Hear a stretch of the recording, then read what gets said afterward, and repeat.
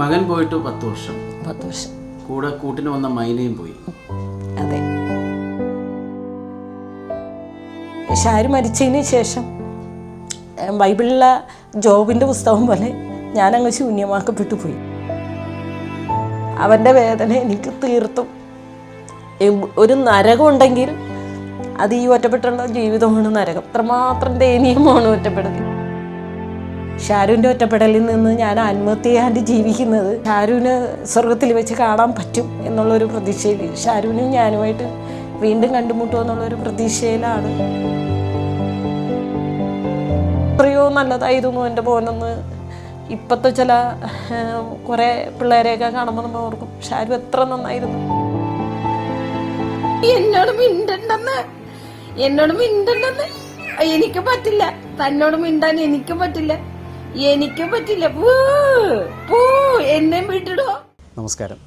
Road അപകടത്തിൽ മരണപ്പെട്ട തൻ്റെ മകൻ്റെ ഓർമ്മകളുമായി ഏറെ ദുഃഖത്തോടെ കഴിഞ്ഞിരുന്ന ഒരു വീട്ടമ്മയ്ക്ക് റോഡരികിൽ നിന്നും ഒരു മൈനയെ കളഞ്ഞു കിട്ടി. വീട്ടമ്മയും മൈനയും തമ്മിൽ വളരെ വലിയ കൂട്ടുകാരായി മാറി. ഈ മൈന വർത്തമാനം പറഞ്ഞു തുടങ്ങി. പറ്റൂല, മിണ്ടൂല തുടങ്ങിയ പദങ്ങൾ എപ്പോഴും ഈ മൈന പറഞ്ഞുകൊണ്ടിരുന്നു. വീട്ടമ്മയുടെ വായിൽ നിന്ന് ഈ മൈന ഭക്ഷണമെടുത്ത് കഴിച്ചു. ഇവർ വളരെ വലിയ കൂട്ടുകാരായി മാറി. അങ്ങനെയിരിക്കെ ഈ മൈന മരണപ്പെട്ടു. അതിനുശേഷം ഈ വീട്ടമ്മ വളരെ വലിയ ദുഃഖത്തിൽ വീണ്ടും ആയിത്തീർന്നു. ആ വീട്ടമ്മയുടെ വിശേഷങ്ങളുമായിട്ടാണ് ഞാനിന്ന് വന്നിരിക്കുന്നത്. ആ അമ്മയ്ക്ക് പറയാനുള്ള കഥ നമുക്കൊന്ന് കേൾക്കാം.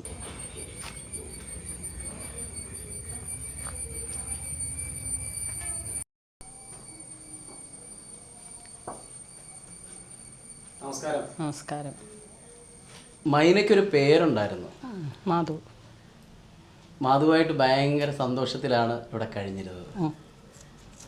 മകൻ പോയ ദുഃഖം മാധുവിലൂടെ മറികടന്നാണ് ഒരു വീട്ടമ്മ എന്നുള്ള നിലയിൽ നിങ്ങൾ മുന്നോട്ട് പോയത്.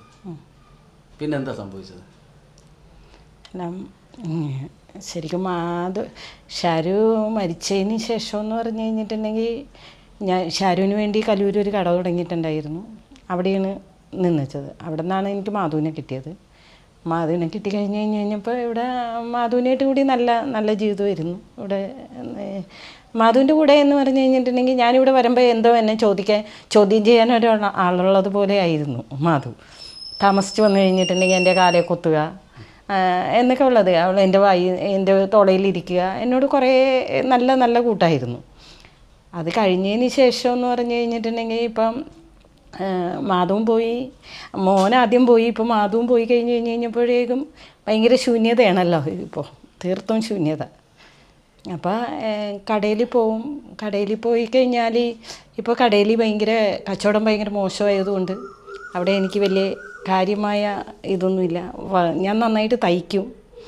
അപ്പോൾ സാരി ബ്ലൗസും ചുരിദാറൊക്കെ തയ്ക്കുന്നതാണ്. പക്ഷേ അപ്പോൾ ഇപ്പോൾ വർക്കും കുറവാണ്, തീരെ കുറവാണ് വർക്ക്.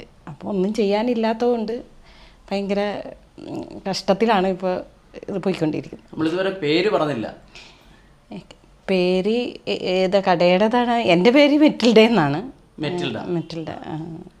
കടയുടെ കലൂർ കട യങ് സ്റ്റൈൽ എന്ന് പറഞ്ഞ ഒരു കടയാണ്. അവിടെ ഒരു മെൻസ് വെയർ ഷോപ്പാണ് ഇത്. ഇപ്പോൾ കലൂർ തന്നെയാണ്, ജംഗ്ഷനിൽ തന്നെയാണ്. ഈ മാധുവിനെ കിട്ടിയത് എങ്ങനെ, ശരിക്കും ഇതെങ്ങനെ കിട്ടുന്നത്? മാധുവിനെ കിട്ടിയത് ഞാൻ രാവിലെ അവിടെ കലൂർ പോയിട്ട് കട തുറന്നതാണ്. കട തുറന്ന് ഞാൻ അവിടെ ഇരിക്കുന്ന സമയത്ത് എന്തോ കാര്യത്തിന് ഞാൻ വാതിക്കലേക്ക് ഇറങ്ങിയതാണ്. അപ്പോഴേ കൊണ്ട് ഇങ്ങനെ എൻ്റെ മുമ്പിൽ വന്ന് വീഴുകയാണ് ചെയ്തത്. അപ്പോൾ മാധു വന്ന് വീണു. അത് ഞാൻ ഓടിപ്പോയി എടുത്തുമായിരുന്നു. അങ്ങനെ ഞാൻ കൊണ്ടുവന്ന് ഭയങ്കര എല്ലാ ദിവസവും അങ്ങോട്ടും ഇങ്ങോട്ടും കൊണ്ടു നടക്കണമായിരുന്നു. എന്ന് വെച്ചാൽ ഒരു കൂടിനകത്താക്കി രാവിലെ ഇവിടെ നിന്ന് പോകുമ്പോൾ കൊണ്ടുപോകും, തിരിച്ച്. ഇല്ല, ഇവിടെ വീട്ടിൽ ഒറ്റയ്ക്ക് ഇട്ടിട്ട് പോകാനായിട്ട് എനിക്ക് ഭയങ്കര വിഷമമാണ്.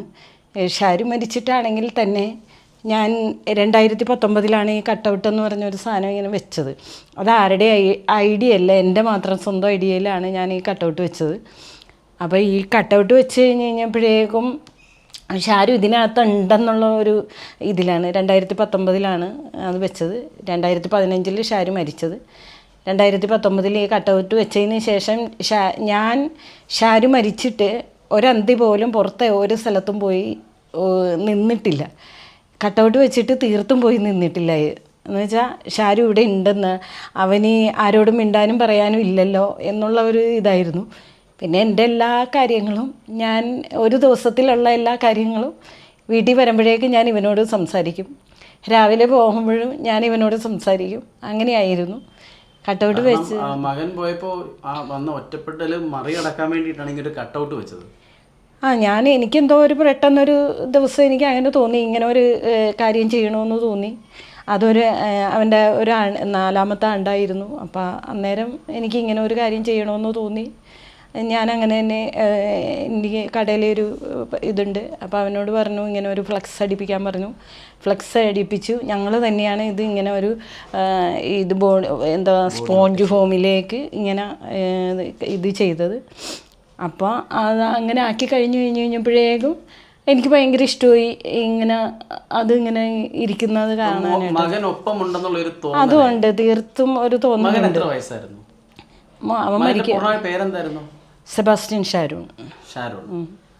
ഷാരു എന്ന് വിളിക്കും. എത്രാമത്തെ വയസ്സിലാണ് മരിക്കുന്നത്? അവന് 20 വയസ്സായപ്പോഴും 20 വയസ്സ്.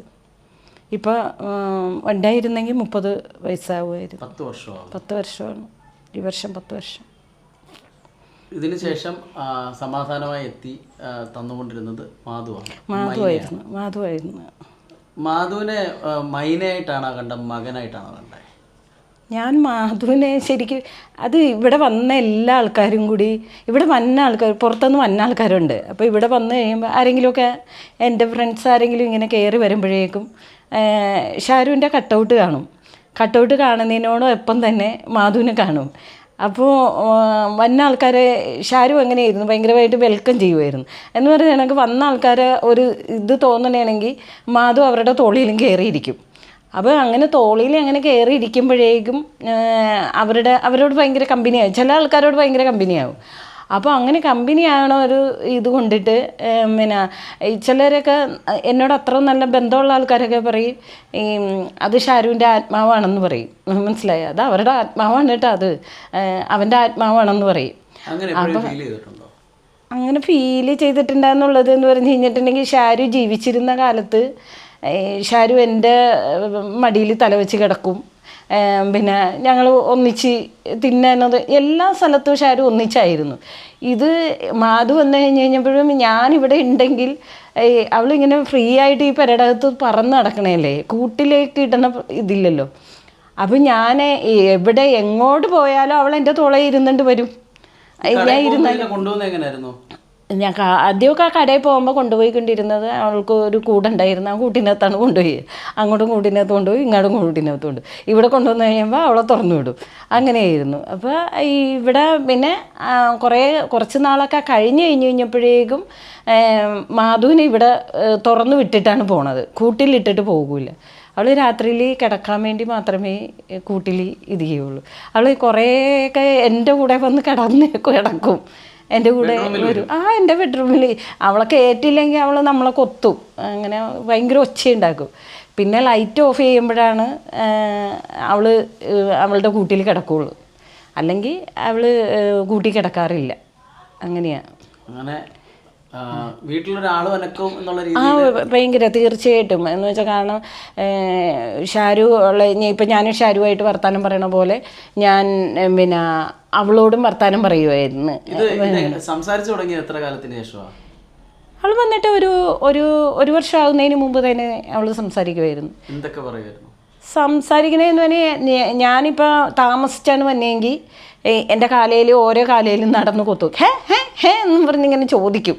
അങ്ങനെ ചോദിച്ചിട്ട് എന്തേ താമസിച്ചെന്നുള്ള രീതിയിലായിരിക്കും അവൾ എന്നോട് ഹേ എന്നും പറഞ്ഞ് ചോദിക്കണേ. എന്നിട്ട് അവൾ നമ്മുടെ കാലെ ഇത് ചെയ്യും.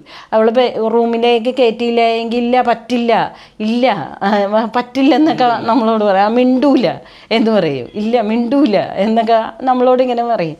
അത് നല്ല ഈണത്തിൽ പറയും. അത് കേൾക്കുമ്പോൾ നമുക്കൊരു നമ്മളോടിങ്ങനെ വർത്താനം പറയണ കേൾക്കുമ്പോൾ പിന്നെ അതൊന്നും തന്നെയല്ല, ഒരാളുള്ള പ്രകൃതി തന്നെയായിരുന്നു. മാധു എന്നുള്ള ഒരു കിളിയായിട്ടല്ല അതിനെ നമുക്ക് അതിപ്പോൾ മോനാണോ എന്നോ മോനോട് വർത്താനം പറയണം. മോനെന്നുള്ള നിലപാടിൽ ഷാരു ജീവിച്ചിരിക്കുമ്പോൾ നമുക്കെല്ലാം ഷാരുവിനെ കൊണ്ട് ചെയ്യിക്കാം. ഞങ്ങൾ എന്ത് ചെയ്യണമെങ്കിലും ഞങ്ങൾ ഒന്നിച്ചാണ് ചെയ്തുകൊണ്ടിരുന്നത്. പക്ഷേ പിന്നെ ഞങ്ങൾ നന്നായിട്ട് യാത്ര പോകുമായിരുന്നു. അപ്പോൾ ഞങ്ങൾ എവിടെ പോകണമെങ്കിലും എന്ത് കാര്യത്തിന് പോകണമെങ്കിലും ഷാരുവും ഞങ്ങൾ ഒന്നിച്ചാണ് പോയിക്കൊണ്ടിരുന്നത്. അതിനല്ലാണ്ട് ഷാരു മാത്രമായിട്ടുള്ള ഒരു പോക്കുണ്ടായിരുന്നില്ല.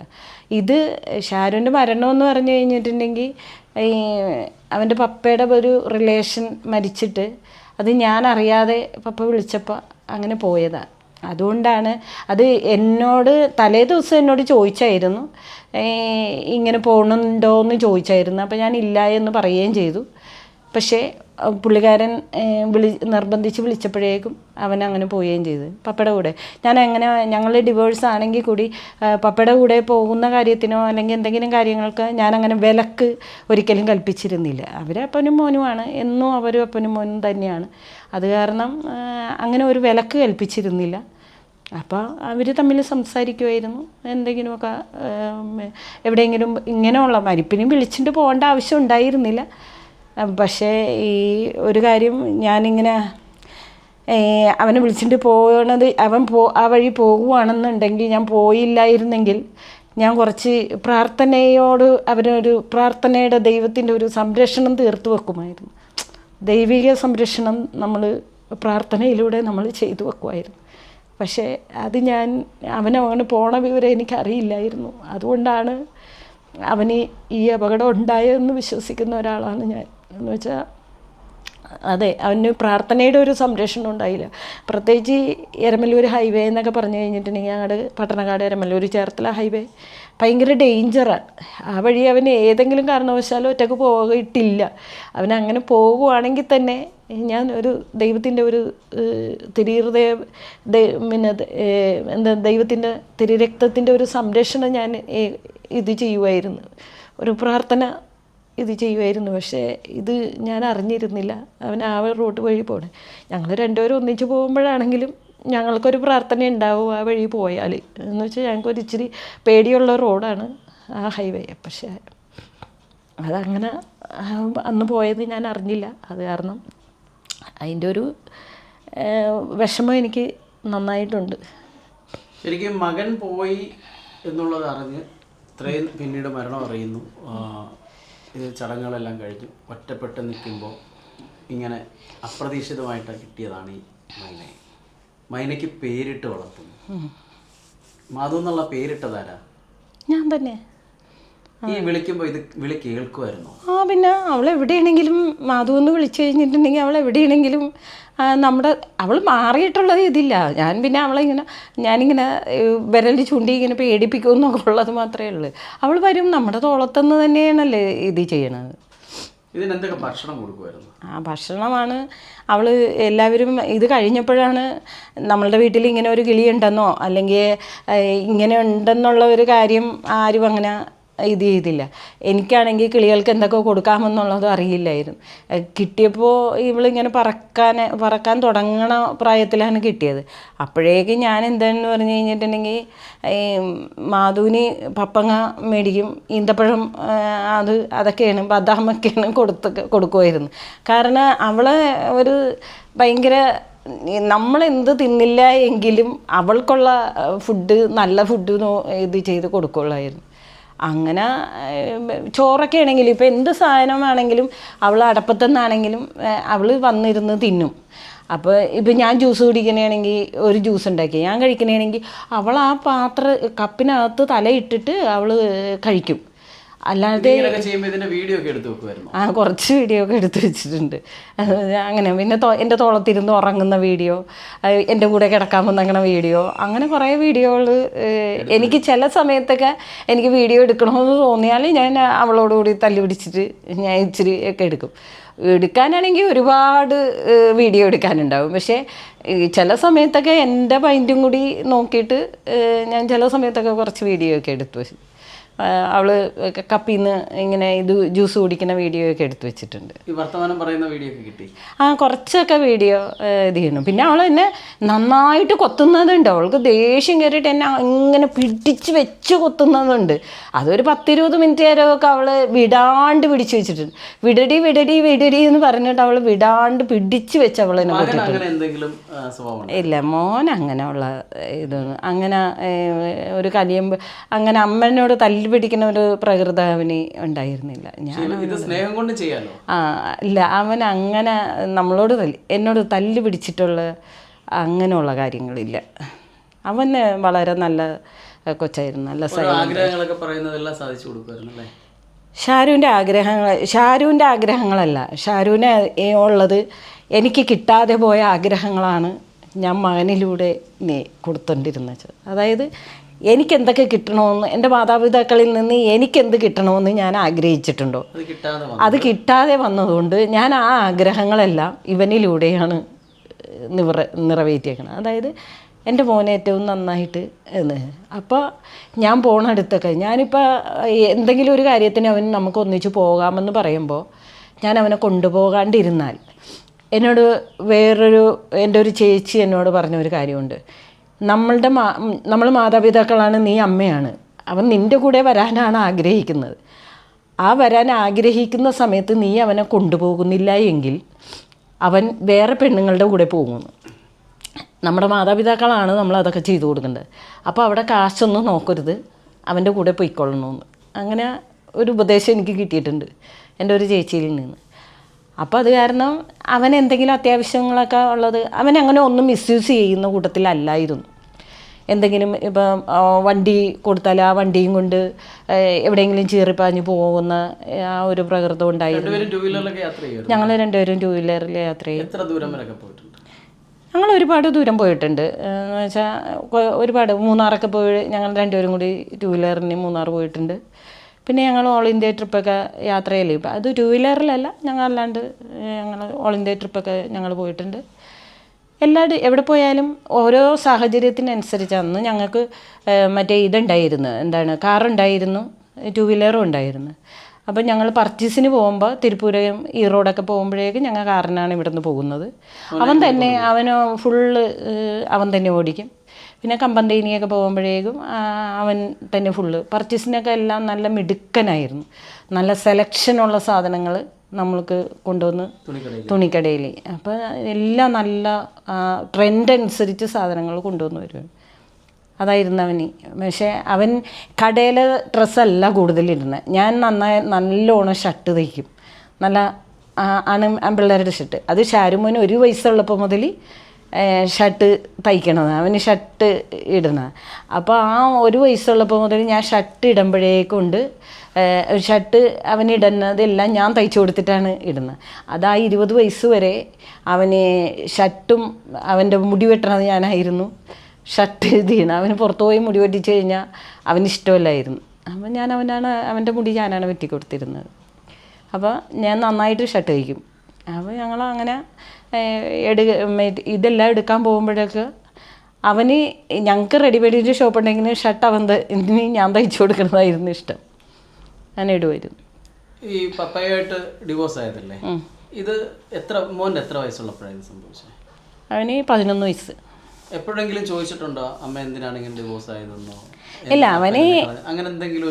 അവൻ്റെ വിഷമം അവന് ഫീൽ ചെയ്തിട്ടുണ്ടോ? ഇല്ല, അവന് ഒട്ടും അതിൻ്റെ വിഷമം ഫീൽ ചെയ്തിട്ടില്ല. പിന്നെ പപ്പനോട് മോശമായിട്ടൊന്നും സംസാരിക്കാൻ ഞാൻ സമ്മതിച്ചിട്ടുമില്ല. എന്തെങ്കിലും പറഞ്ഞു കഴിഞ്ഞിട്ടുണ്ടെങ്കിൽ പപ്പ ഇല്ലെങ്കിലും പപ്പ ഒന്നും നിനക്ക് ചെയ്ത് തന്നില്ലെങ്കിലും എല്ലാം ഞാനൊരാൾ ചെയ്ത് തരുന്നില്ലേ എന്നുള്ളൊരു ചോദ്യമുണ്ട്. പപ്പയുടെ കാര്യം പറഞ്ഞ് ഒരിക്കലും വഴക്കുണ്ടാക്കിയിട്ടില്ല. പപ്പയുടെ കാര്യം പറഞ്ഞു ഞങ്ങൾ ഒരിക്കലും അവനോടുകൂടി ഒരിക്കലും പപ്പനോട് മോശമായിട്ട് പറയാനായിട്ട് ഞാനോട്ട് സമ്മതിച്ചിട്ടുമില്ല. പപ്പനോട് മോശമായിട്ടൊന്നും ഇത് ചെയ്തിട്ടില്ല. പിന്നെ അവന് ചെറിയ ചെറിയ വിഷമങ്ങളൊക്കെ ഒരുപാട് ഉണ്ടായിരുന്നിട്ടുണ്ട്. പപ്പയുടെ ഉത്തരവാദിത്തങ്ങളൊന്നും പപ്പ നിറവേറ്റാനുള്ള പപ്പ സാമ്പത്തികപരമായിട്ടൊന്നും അവന് കൊടുക്കുന്നില്ല. അങ്ങനെയൊക്കെയുള്ള ചെറിയ ചെറിയ കാര്യങ്ങളൊക്കെ കണ്ടെയ്നർ റോഡിന് വീടെടുത്ത് പോയപ്പോൾ അവരുടെ സ്ഥലം പോയിട്ട് ഒന്നും കൊടുത്തില്ല. അങ്ങനെയൊക്കെയുള്ള ചെറിയ ചെറിയ കാര്യങ്ങളൊക്കെ പറഞ്ഞിരുന്നു. പക്ഷേ ഞാൻ അതിനെ എല്ലാത്തിനെയും മറികടന്നത് അവനൊരു വൈദികനാകാനായിട്ട് ഇഷ്ടമായിരുന്നു, സെമിനാരിൽ ചേരാനായിട്ട്. അത് ഞങ്ങളുടെ ഫാമിലി ബാക്ക്ഗ്രൗണ്ട് നല്ലതല്ലാഞ്ഞുകൊണ്ട് ഞങ്ങൾ രണ്ടുപേരും ഡിവോഴ്സ് ആയതുകൊണ്ടാണ് അവനെ സെമിനാരിയിൽ എടുക്കാണ്ടിരുന്നത്. അങ്ങനെയൊക്കെ ഉണ്ടോ? അങ്ങനെ ഉണ്ട്. അപ്പോൾ ഫാമിലി ബാക്ക്ഗ്രൗണ്ട് നല്ലതല്ലാത്തതുകൊണ്ട് എടുക്കാമെന്ന്. ഞങ്ങൾ രണ്ടുപേരും ഡിവോഴ്സ് ആയതുകൊണ്ട്. അപ്പോൾ അന്ന് അവിടെ കൗൺസിലിങ്ങിന് ചെന്നപ്പോൾ അവിടെ നിന്ന് ഒരച്ഛൻ സംസാരിച്ച രീതിയുണ്ട്. ഞാൻ ഒരിക്കലും അവൻ്റെ പപ്പേനെ പറ്റി മോശമായിട്ട് പറഞ്ഞില്ല.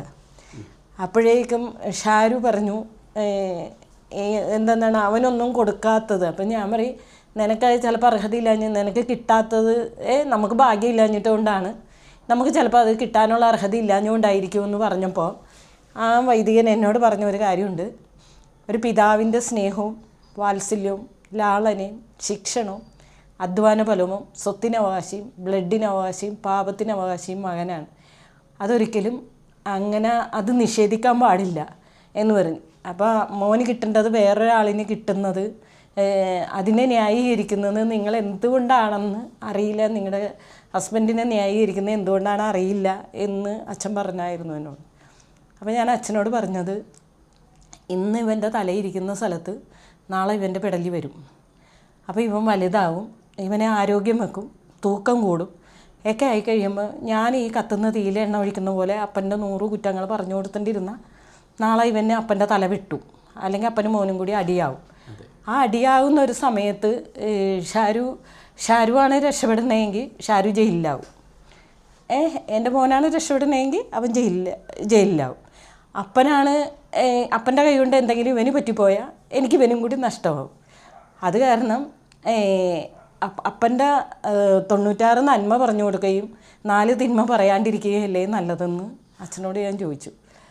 അപ്പോൾ അച്ഛൻ പറഞ്ഞു നിങ്ങളുടെ ഇത് എല്ലാം നല്ല ചിന്താഗതിയാണ്, അത് കാരണം എനിക്ക് നിങ്ങളോട് ഇതിനകത്തൊന്നും പറയാനില്ല എന്ന് പറഞ്ഞു. കാരണം ഞാൻ അങ്ങനെയാണ് ചിന്തിച്ചിരുന്നത്. എനിക്ക് ദൈവം സഹായിച്ചിട്ട് ഞാൻ അന്നേരം എന്തുമേൽ തൊട്ടാലും അത് 100 മേനി വിളവ് നൽകുന്നുണ്ടായിരുന്നു. ഞങ്ങൾക്ക് വലിയ ബുദ്ധിമുട്ടൊന്നും ഉണ്ടായിരുന്നു. ഞങ്ങൾ സാമ്പത്തികമായിട്ട് നല്ല റിച്ചായിട്ട് ജീവിക്കാനായിട്ട് സാധിച്ചായിരുന്നു.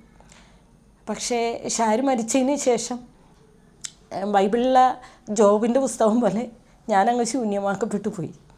എനിക്ക് ജോബിന് കടമുണ്ടായിരുന്നില്ല, എനിക്ക് 30 ലക്ഷം കടമുണ്ടായിരുന്നു ഷാരു മരിക്കുമ്പോൾ.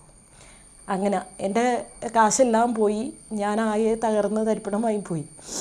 അപ്പോൾ ആ ഒരു ഇത് എനിക്ക് ജീവിക്കണമെന്നുള്ളതൊന്നും ഉണ്ടായിരുന്നില്ല. പിന്നെ ഷാരു എൻ്റെ ഇതെന്ന് പറഞ്ഞു കഴിഞ്ഞിട്ടുണ്ടെങ്കിൽ ഷാരുവിനോട് ഞങ്ങൾ ഒരുപാട് ആത്മീയമായിട്ട് സംസാരിച്ചിരുന്നു. അപ്പം മരണത്തെക്കുറിച്ചും ജീവനെക്കുറിച്ചും ആത്മഹത്യയെക്കുറിച്ചൊക്കെ ഞാൻ ഷാരുവിനോട് എപ്പോഴും പറയുമായിരുന്നു. എറണാകുളത്ത് ജനിച്ച് ജീവിച്ച് വളർന്നിട്ട് നമ്മൾ ഒരു എന്താണ് ഒരു മൊബൈൽ കിട്ടിയില്ല, അല്ലെങ്കിൽ എന്തെങ്കിലുമൊക്കെ ചെറിയ ചെറിയ സാധനങ്ങൾ കിട്ടിയില്ല, അല്ലെങ്കിൽ വല്ല പെണ്ണുങ്ങളും തേച്ചിട്ട് പോയി എന്നൊക്കെ പറഞ്ഞ് ആത്മഹത്യ ചെയ്ത് കഴിഞ്ഞിട്ടുണ്ടെങ്കിൽ നീ ഇപ്പോൾ ജീവിക്കുന്നതിൻ്റെ വല്ല സൊമാലിയയിലും പോയി ശിഷ്ട ജീവിതം ജീവിച്ചാൽ എന്ത് ചെയ്യും എന്നൊക്കെ പറയും. അപ്പോൾ അവിടെ വസ്ത്രമില്ല. സൊമാലിയയിലുള്ള ആൾക്കാരെ ഇഷ്ടപ്പെട്ടിട്ടല്ലല്ലോ അവരവിടെ ജനിക്കുക, അവർ ചോദിച്ചിട്ടല്ലല്ലോ അവിടെ ജനിച്ചത്. നമ്മൾ എറണാകുളത്ത് ജനിച്ചത് നമ്മൾ ചോദിച്ചിട്ടല്ലല്ലോ എറണാകുളത്ത് നമ്മൾക്ക് ജനിക്കാൻ സാധിച്ചത്. അപ്പോൾ ഞാൻ അവനോട് ഇങ്ങനെ പറഞ്ഞിട്ടുണ്ട്, നമ്മളിപ്പോൾ ആത്മഹത്യ ചെയ്യണമെങ്കിൽ നമുക്ക് 85 വയസ്സ് വരെ ആയുസ്സുണ്ടെങ്കിൽ നമ്മൾ ഒരു 20 വയസ്സാകുമ്പോൾ ആത്മഹത്യ ചെയ്താൽ ബാക്കി 65 വയസ്സ് വരെ നമ്മൾ ചിലപ്പോൾ സൊമാലിയയിൽ അല്ലെങ്കിൽ വല്ല ആഫ്രിക്കയിലൊക്കെ വല്ല പട്ടിണിയായിട്ട് ദാരിദ്ര്യമായിട്ട് വസ്ത്രമില്ലാതെ ഭക്ഷണമില്ലാതെ വല്ല വേടിയൊക്കെ ജീവിക്കേണ്ടിയിട്ട് വന്നാൽ എന്ത് ചെയ്യും എന്ന് ഞാൻ അവനോട് ചോദിച്ചിട്ടുണ്ട്. അപ്പോൾ ഇപ്പോൾ ശരിക്കും ഷാരുവിൻ്റെ ഒറ്റപ്പെടലിൽ നിന്ന് ഞാൻ ആത്മഹത്യ ചെയ്യാണ്ട് ജീവിക്കുന്നത് ഷാരുവിന് സ്വർഗത്തിൽ വെച്ച് കാണാൻ പറ്റും എന്നുള്ളൊരു പ്രതീക്ഷയിൽ, ഷാരുവിനും ഞാനുമായിട്ട് വീണ്ടും കണ്ടുമുട്ടുമോ എന്നുള്ളൊരു പ്രതീക്ഷയിലാണ് ഞാനിപ്പോൾ ഇങ്ങനെ ജീവിച്ചിട്ട് പോകുന്നത്. മകൻ പോയിട്ട് 10 വർഷം. കൂടെ കൂട്ടിന് വന്ന മൈനയും പോയി. അതെ. ഇനിയും രണ്ടും കൽപ്പിച്ച് മുന്നോട്ട് പോവുക. അല്ല, നമ്മൾ അങ്ങനെ നേരിടുന്നതെന്ന് പറഞ്ഞു കഴിഞ്ഞിട്ടുണ്ടെങ്കിൽ ആർക്കും അറിയാത്ത ഒരു കാര്യമൊന്നുമില്ല. നമ്മുടെ തീർത്തും നമ്മുടെ ഒറ്റപ്പെടൽ ഭയങ്കര വേദനാജനകമാണ്. നമ്മുടെ ജീവിതം മുന്നോട്ട് നീക്കുന്നതും ഭയങ്കര വേദനാജനകമാണ്. അപ്പോൾ അതാർക്കും ഒരാൾക്കും വരരുതേ എന്നുള്ളൊരു പ്രാർത്ഥനയുമുണ്ട്. എൻ്റെ ജീവിതം തീർത്തും ഒറ്റപ്പെടലാണ്. നമ്മൾക്ക് വേണ്ടത്ര രീതിയിൽ നമ്മൾക്ക് ആരുണ്ടെങ്കിലും നമ്മളെ നമുക്കാരും ഇല്ലേ, എനിക്കാരും സത്യം പറഞ്ഞാൽ ഇല്ല. എനിക്ക് പുറത്തുനിന്നുള്ള കുറച്ച് ഫ്രണ്ട്സൊക്കെ ഉള്ളത്, അവർ വല്ലതുമൊക്കെ വിളിച്ചു ചോദിക്കും. അങ്ങനെയൊക്കെയുള്ള എന്തെങ്കിലും കാര്യത്തിന് ഞാൻ മറ്റുള്ളവരെ ആശ്രയിക്കുമോ എന്നുള്ളതല്ലാതെ അങ്ങനെ മാത്രമേ ഉള്ളൂ. പക്ഷേ എന്നാലും നമ്മളുടെ ഒറ്റപ്പെടൽ എന്ന് പറഞ്ഞു കഴിഞ്ഞാൽ ആർക്കും അങ്ങനെ മനസ്സിലാവില്ല. എന്ന് വെച്ചാൽ അത്രമാത്രം ദയനീയമാണ് ഒറ്റപ്പെടൽ. ആ വേദന എന്ന് വെച്ചാൽ കാരണം എല്ലാവർക്കും ഉണ്ടായില്ലെന്ന് എനിക്കറിയില്ല. പക്ഷെ ഞാനും മോനും ജീവിച്ച ജീവിതമായിട്ട് നോക്കുമ്പോൾ അവൻ്റെ വേദന എനിക്ക് തീർത്തും ഒരു നരകം ഉണ്ടെങ്കിൽ അത് ഈ ഒറ്റപ്പെട്ടുള്ള ജീവിതമാണ് നരകം. അതല്ലാതെ അതിൻ്റെ വേദന അത് ഞാൻ ചിലപ്പോൾ ഷാരുമായിട്ട് ജീവിച്ച ജീവിതത്തിൻ്റെ ഉണ്ടായിരിക്കാം. എൻ്റെ മോൻ അത്രമാത്രം എന്നോട് അറ്റാച്ച്ഡായിട്ട് നിന്നിരുന്നതുകൊണ്ടായിരിക്കാം. എത്രയോ നല്ലതായിരുന്നു എൻ്റെ മോനെന്ന് ഇപ്പോഴത്തെ ചില കുറേ പിള്ളേരെയൊക്കെ കാണുമ്പോൾ നമ്മൾ ഓർക്കും ഷാരു എത്ര നന്നായിരുന്നു. അതോർക്കുമ്പോൾ നമുക്ക് ഇതിൻ്റെ ഉള്ളിലുള്ള അടിത്തട്ടിലുള്ള വേദനയെന്ന് പറഞ്ഞു കഴിഞ്ഞാൽ ആർക്കും പറയാനായിട്ട് പറ്റത്തില്ല. അത്രമാത്രം വേദനയാണ് നമുക്കുള്ളൂ. അതൊരു തീർത്ത് ഭയങ്കര ഒറ്റപ്പെടലാണ്. മാധുവിന് ശേഷം മറ്റൊരു കിളിയെ വളർത്തുമ്പോൾ തോന്നിയില്ല അല്ലേ? അല്ല, മാധുവിന് ശേഷം എനിക്കതുപോലെ ഇണങ്ങിയിട്ട് എനിക്കൊന്നും കിട്ടിയില്ല. ഒരെണ്ണത്തിന് കിട്ടിയാൽ ഞാൻ വളർത്തും എന്ന് വെച്ചാൽ കാരണം ഞാൻ അതുപോലെ ആക്കിയെടുക്കും എന്നുള്ള ഒരു വലിയ ഇതുണ്ട്. അതാണ്. ഷാരു എന്ന മകൻ നഷ്ടപ്പെട്ട വേദന മാധുവിലൂടെ മറികടന്നാണ് ഈ വീട്ടമ്മ ജീവിതം മുന്നോട്ട് നയിച്ചത്. അതിനിടയിൽ മാധവും മരണപ്പെട്ടു. ഈ ദുഃഖങ്ങൾ സഹിച്ചുകൊണ്ട് വീണ്ടും ജീവിതത്തിൻ്റെ യാത്ര ഈ അമ്മ തുടരുകയാണ്. ഈ അമ്മയ്ക്ക് മാനസികമായ കരുത്തിൽ വയ്ക്കാൻ ഈശ്വരനോട് പ്രാർത്ഥിക്കുന്നു. എല്ലാവിധ പ്രാർത്ഥനകളും. നന്ദി.